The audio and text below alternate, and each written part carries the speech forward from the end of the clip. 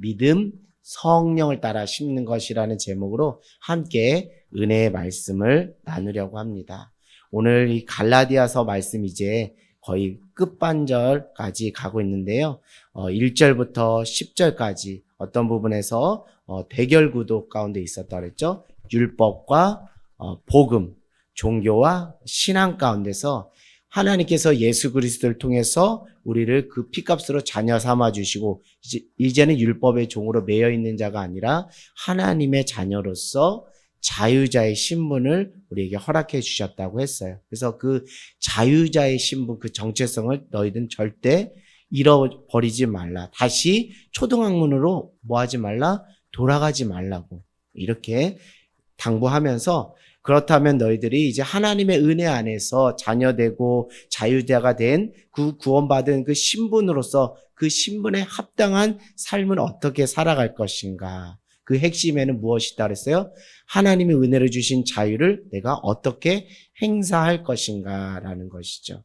결국 여러분들 이 자유를 가지고 사랑으로서 서로 종노릇하며 또 교회를 유익하게 하고 덕을 세우고 영혼을 세우는데, 하나님을 사랑하고 내 이웃을 내 몸같이 사랑하는데 그 자유를 쓰는 것이 하나님의 영광이요 우리 삶의 목적이다라고 이렇게 이야기를 했습니다. 사랑하는 여러분, 선을 행할 때도 있고 우리가 악을 행할 때가 있습니다. 그리고 우리의 삶의 그 모든 부분을 통해서 마지막 때 하나님 앞에 믿음으로 무엇을 받죠? 평가를 받는 거예요.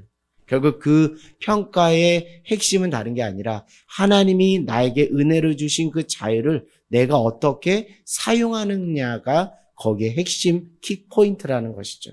여러분, 에덴 동산에서 그 선악과 사건을 다 아시죠? 에덴 동산에서 그 선악과 사건이 무엇입니까? 하나님께서 우리 인간을 창조하시고 빚으실 때 자유의지를 주셔서 그 자유의지의 은혜 가운데서 에덴 동산에 그 자유를 만끽하고 누리라고 그 자유의지, 자유를 주셨는데 그 자유의지가 잘못 사용돼서 무엇이 된 거예요? 죄가 된 거예요. 그 죄의 영향력 아래 우리는 유전죄의 영향을 받고 그 죄의 싹과 그 죄의 저주를 끊기 위해서 예수님께서 십자가에 달려 돌아가심으로 그 죄의 문제를 해결하고 우리는 그 죄로부터 자유자가 되는 은혜를 받았습니다. 사랑하는 여러분, 믿음이나 또 우리가 살아가는 그 인생의 실체는 내가 그동안 하나님의 은혜로 주어진 그 자유를 어떻게 행사했는가의 총 결정체라고 해도 과언은 아닙니다. 사랑하는 여러분, 우리가 하나님의 은혜 안에서 허락된 그 자유를 여러분 잘 사용하고 계십니까? 오늘 6절이 이렇게 말하고 있어요. 가르침을 받는 자, 여러분들로 말하면 회중이 되겠죠. 가르침을 받는 자나 말씀을 가르치는 설교자가 되겠죠. 말씀을 가르치는 자와 모든 무엇을 하라고요? 좋은 것을 함께 하라. 설교자로서 이 언어적인 한계가 있기 때문에 정말 이 받은 은혜가 너무 커요. 근데 이것을 그 언어적으로 담아내기가 참 어려울 때 정말 안타깝고 정말 막 몸서리가 나요. 이거를 정말 생생하게 전해주고 싶은데 그러지 못할 때 정말 그 언어적인 한계에 봉착할 때가 있습니다. 다만 오늘 이 말씀처럼 전하는 자나 받는 자가 하나님 안에서 좋은 것을 함께 누리는 복된 은혜의 시간이 되기를 주님의 이름으로 간절히 소망합니다. 오늘 7절에 이렇게 말해요. 스스로 속이지 말라. 하나님은 업신여김을 받지 아니하냐니 사람이 무엇으로 심든지 그대로 거두리라. 저는 이 말씀을 보면서 우리가 때때로 정말 하나님 앞에 정말 거짓말을 많이 하고 있구나라는 생각을 하게 됩니다. 이 말씀을 보면 딱 떠오르는 성경 인물이 있어요. 베드로죠. 베드로.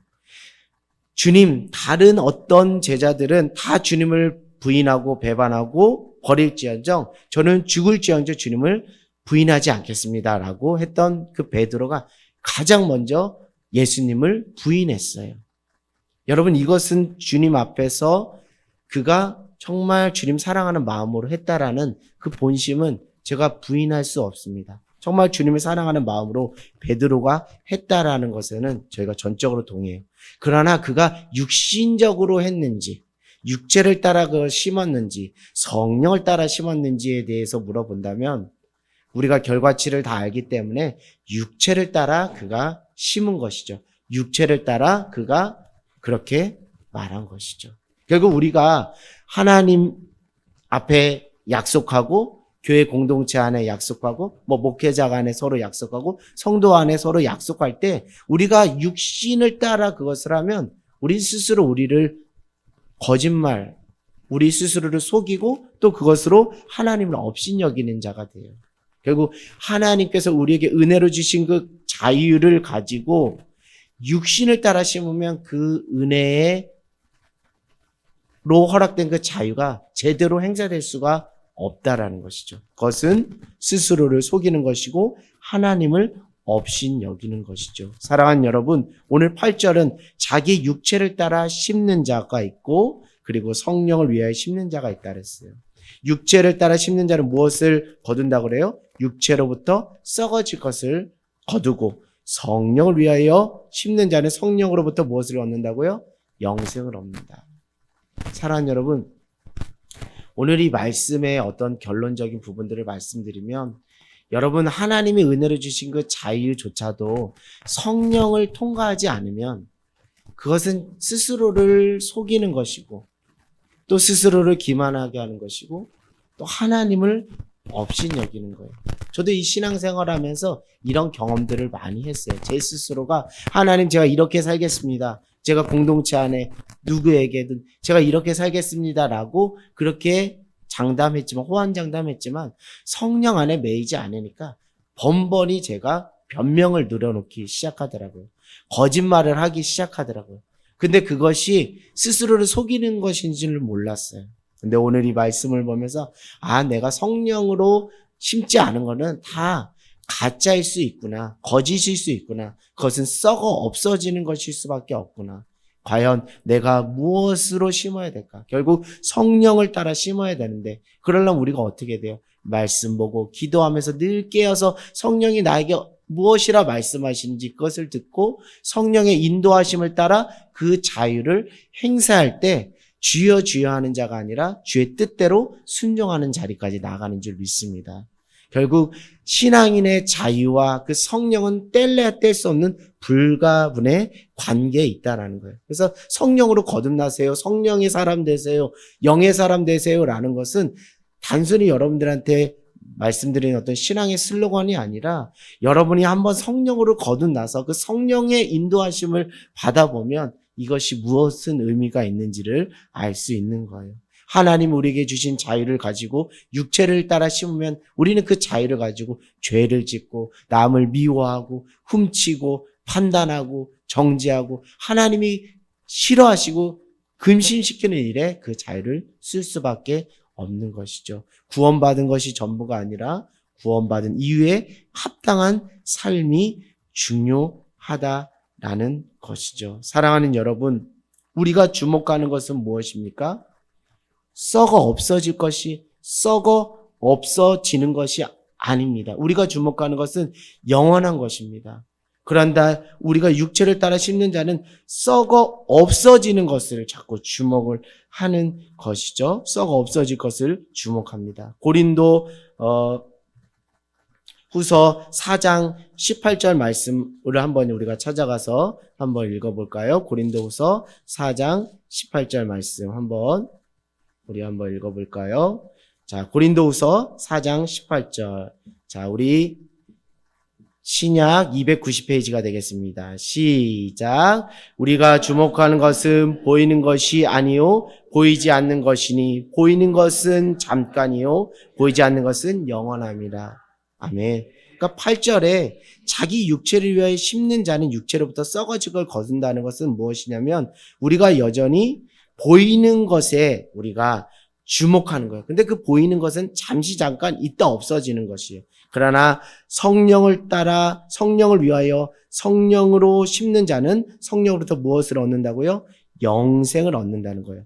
보이지 않지만 그 영원한 하나님 나라 천국에 우리가 포커스를 두고서 신앙 생활 한다라는 것이죠. 사랑하는 여러분, 마지막 때가 옵니다. 우리가 하나님 앞에 서야 되는 그 마지막 때가 있다라는 거예요. 심을 때가 있으면 거둘 때가 있다라는 것이죠. 하나님 앞에 서는 날이 있다라는 것이죠. 평가받을 날이 있다라는 것이죠. 결국 우리가 정말 영원히 썩지도 새하지도 않을 그 영생의 복을 얻기 위하여 우리는 지금 무엇으로 심는지를 여러분 앞에 스스로 질문하는 저와 여러분 모두가 되기를 주님의 이름으로 간절히 소망합니다.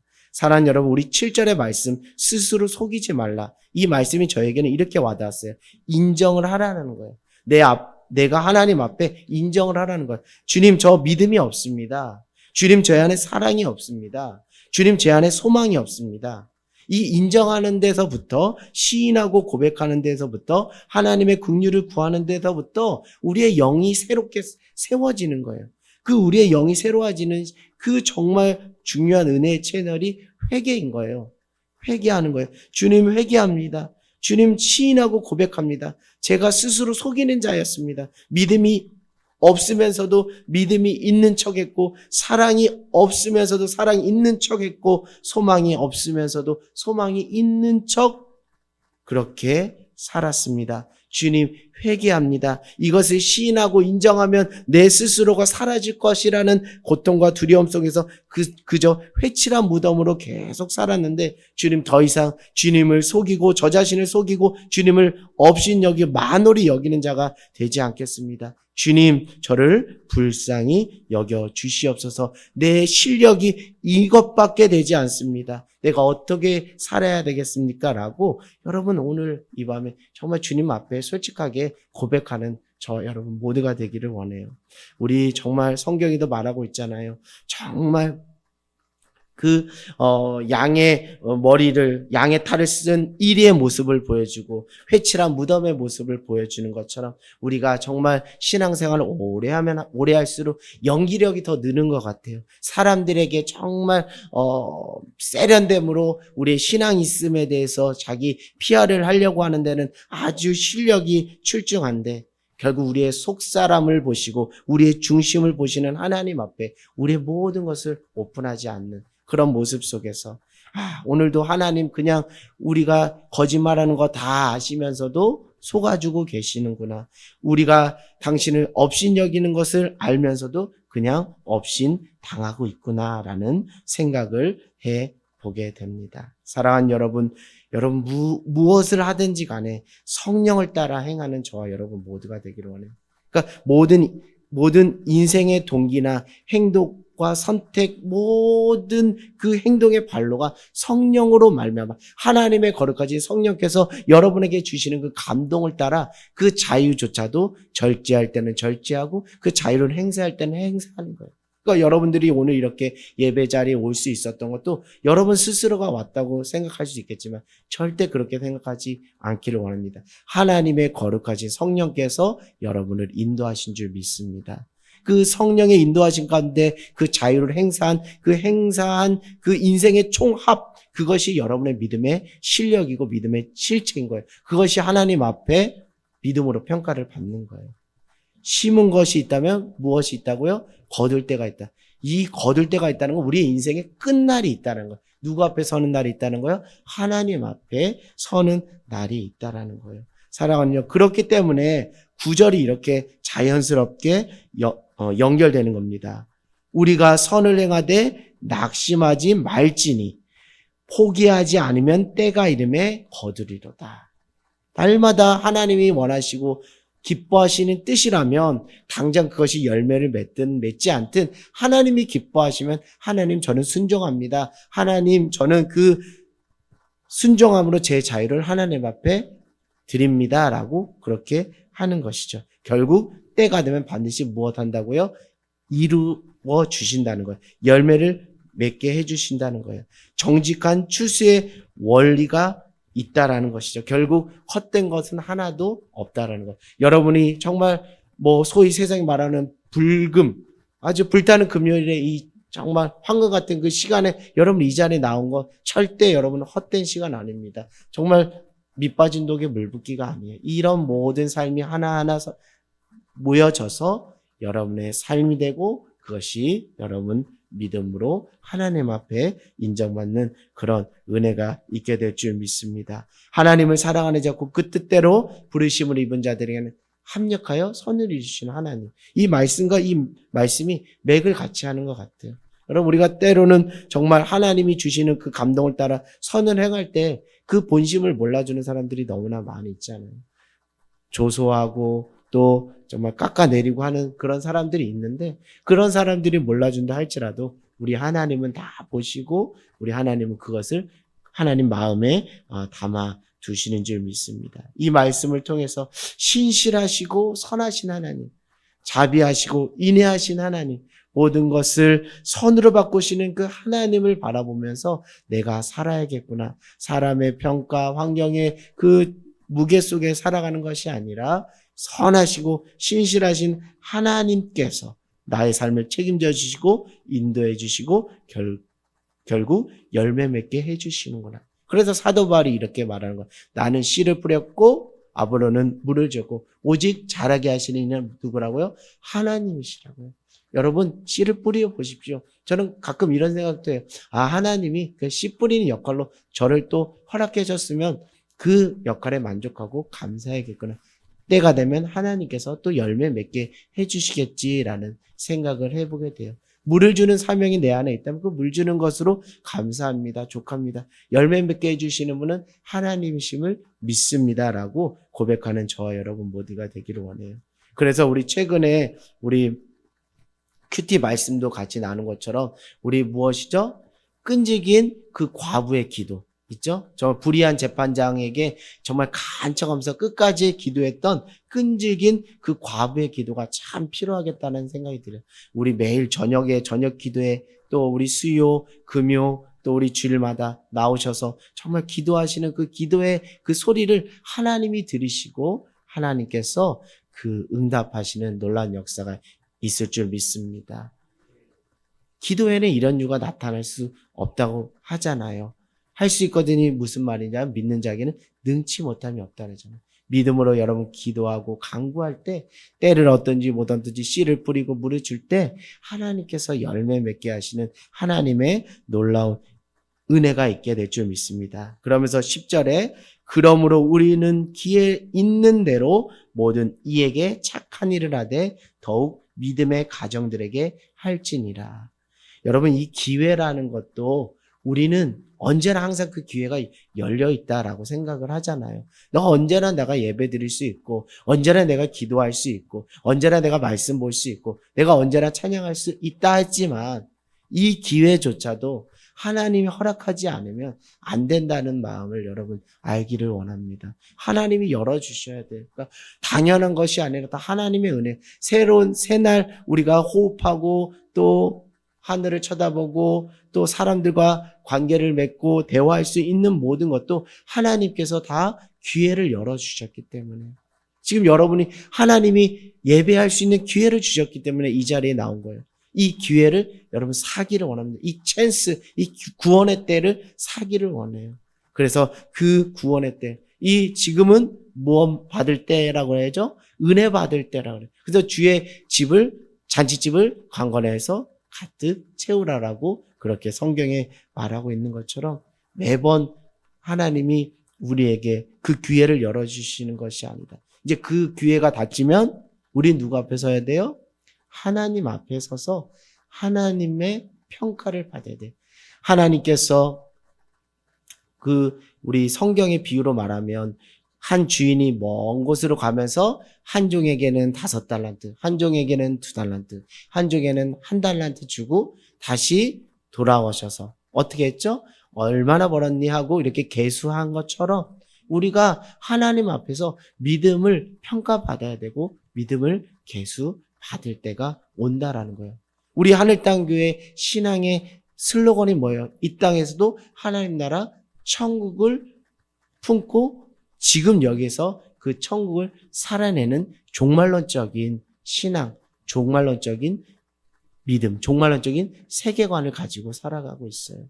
우리가 하나님 앞에서 열심히 살다가 하나님께서 호각을 멈추고 이제 그만하면 우리는 멈춰야 돼. 우리가 막 열심히 쟁기질을 하고 우리 가정에서 학교에서 막 해도 그만하면 끝인 거예요. 그런데 우리는 그걸 알지 못해요. 우리는 그걸 알지 못해요. 우리의 인생이 천년 만년 지나가는 것 같아요.